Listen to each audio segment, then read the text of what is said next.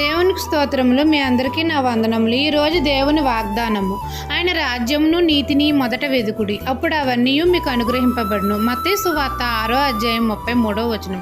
మన ప్రభువును మన రక్షకుడును అయిన మన యేసయ్య, నా రాజ్యమును నీతిని వెదుకుడి, అప్పుడు మీకు అవన్నీ అనుగ్రహింపబడతాయి అని మనతో సెలవిస్తున్నారు. మనం అందరము దేనిని గూర్చి చింతింపకూడదు. ఏమి తిందుమా, ఏమి త్రాగుదుమా అని మన ప్రాణం గూర్చి అయినను, ఏమి ధరించుకుందుమా అని మన దేహమును గూర్చి అయినను చింతింపవద్దు. ఆహారము కంటే ప్రాణము, వస్త్రము కంటే దేహము గొప్పవి.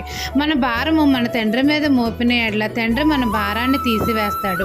ఆకాశ పక్షులను చూడుడి, అవి వెత్తవు, కోయవు, కొట్లలో కూర్చుకొనవు, అయినను పరలోకపు తండ్రి వాటిని పోషించుచున్నాడు. మనమందరము ఆకాశ పక్షుల కంటే శ్రేష్ఠులము.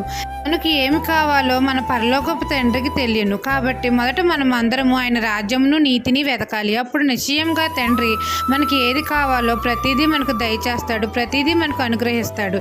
ఈ దిన వాగ్దానము నా జీవితంలో నెరవేరాలని కోరుకుంటూ దేవుని సువార్త పరిచర్యలో మీ సహోదరి. ఆమెన్.